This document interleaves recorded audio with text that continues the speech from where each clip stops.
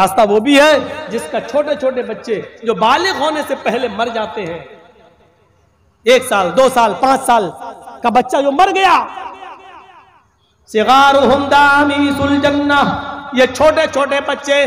بلا روک و ٹوک جنت میں ٹہلتے رہتے ہیں، ان کی روحیں جنت کے اندر ادھر سے ادھر گھومتی رہتی ہیں، پھرتی رہتی ہیں۔ قیامت کے دن حساب و کتاب ہوگا، اللہ ایک مجمع کے بارے میں حکم دے گا، ان کو جہنم میں پھینک دو۔ فرشتے ان کو جہنم میں لے جا رہے ہوں گے، جہنم میں لے جانے سے پہلے اللہ تعالیٰ کہے گا رک جاؤ، ابھی جہنم میں ڈالنے سے پہلے ایک کام کرو۔ فرشتے روک لیں گے، کیا کریں؟ اللہ کہے گا ان کے چھوٹے چھوٹے بچے ہم نے دنیا میں چھینے تھے، ان سے 1 سال کا 2 سال کا بچہ ہم نے ان سے دنیا میں چھین لیا تھا، وہ جنت میں ان کی روحیں ٹہل رہی ہیں۔ آئے فرشتوں، ان چھوٹے چھوٹے بچوں کو لے کر آؤ اور ان کو ان کے ماں باپ سے ملوا دو۔ چلو یہ جہنم میں جانے والے ہیں، ایک بار ان کو ان کے چھوٹے چھوٹے بچوں سے ملوا دو اور ان بچوں کو ان کے ماں باپ سے ملوا دو۔ لہذا فرشتے ان چھوٹے چھوٹے بچوں کو لے کے آئیں گے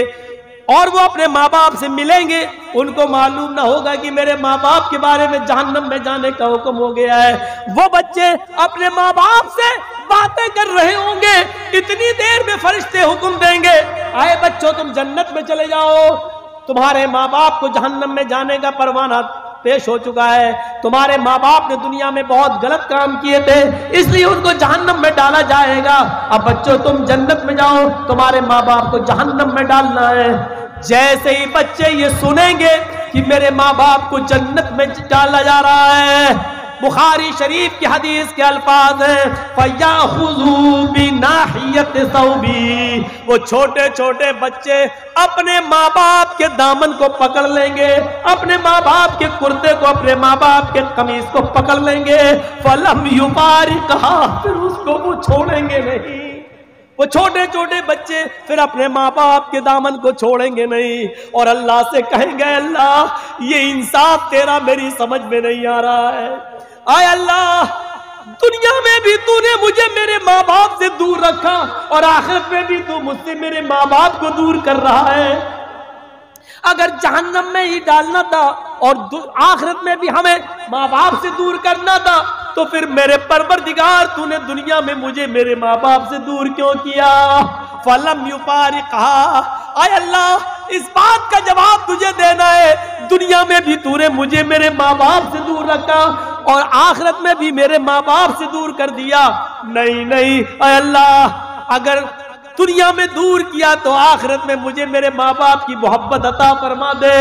اللہ رب العالمین کی دریائے رحمت جوش میں آئے گی اور اللہ فرمائے گا اے فرشتوں یہ چھوٹے چھوٹے بچے ٹھیک ہی کہہ رہے ہیں، جاؤ اے بچوں اپنے ماں باپ کا ہاتھ پکڑو اور اپنے ساتھ اپنے ماں باپ کو بھی جنت میں لے جاؤ، جاؤ میں نے تمہاری آرزویں پوری کر دی، تمہاری تمنا پوری کر دی، اے چھوٹے بچوں جاؤ اپنے ماں باپ کو لے کر جنت میں داخل ہو جاؤ، میں نے تمہاری وجہ سے تمہارے ماں باپ کو بخش دیا، تمہارے ماں باپ کو جنتی بنا دیا۔ یہ جنت میں جانے کے راستے ہیں، لیکن یہ وہی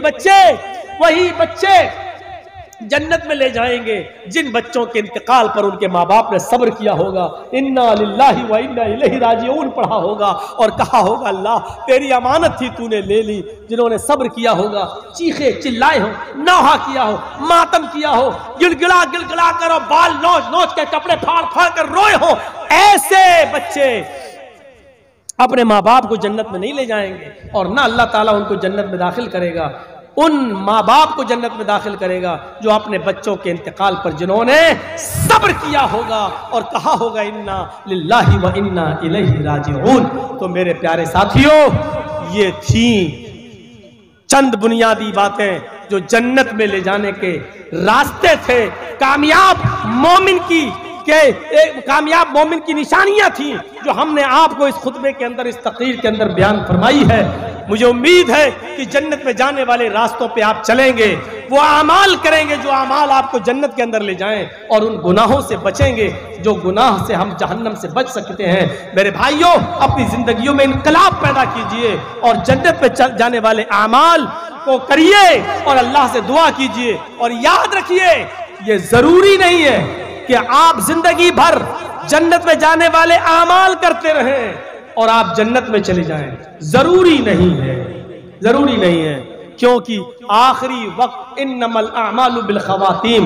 اعمال کا دار و مدار آخری عمر پر ہوتا ہے، آخری عمر پر پتہ نہیں آدمی کیا کام کر جائے۔ دیکھو وہ صحابی کتنے بڑے نمازی تھے، روزے دار تھے،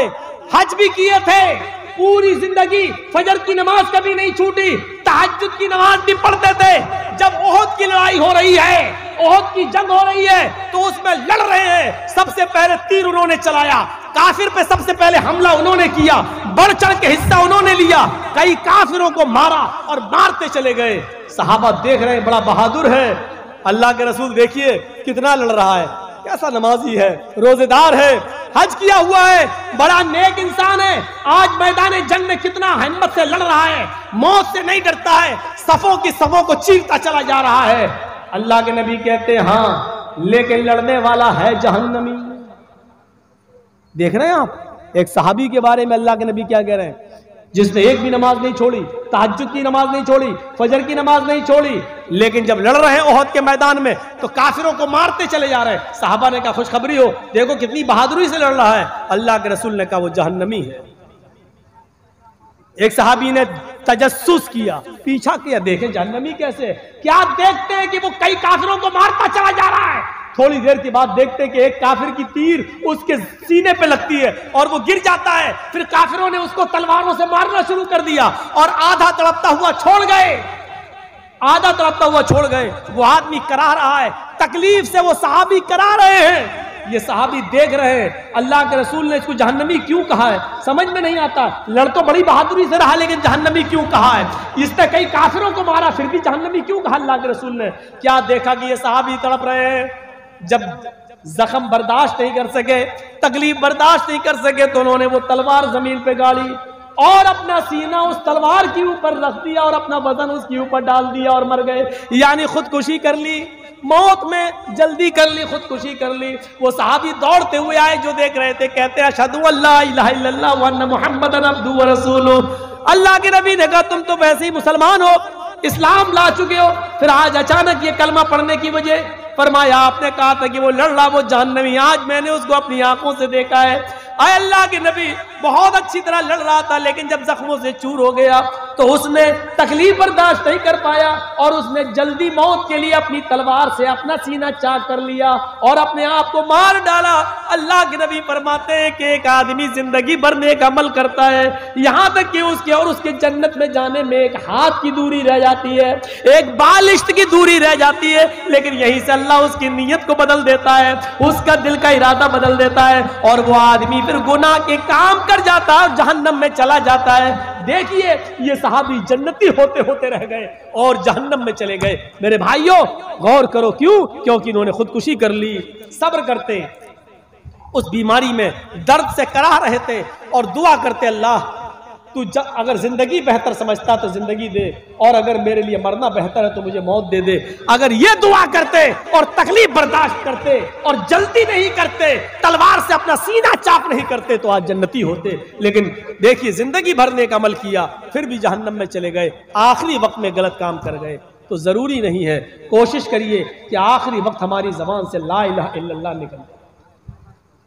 من کان آخر کلامہ لا الہ الا اللہ دخل الجنہ، جس کی زبان سے آخری جملہ لا الہ الا اللہ نکلا وہ جنت میں جائے گا۔ یاد رکھنا زندگی بھر نیک عمل کرنے والا بھی ضروری نہیں کہ لا الہ الا اللہ پڑھ جائے۔ شیطان پانی کا پیالہ لیے کھڑا رہتا ہے، بہت نازک موڑ ہوتا ہے، اس موقع پر لا الہ الا اللہ پڑھنا بڑا مشکل ہوتا ہے۔ امام مالک رحمت اللہ علیہ کے انتقال کا وقت آیا، آخری سانسیں لے رہے ہیں اور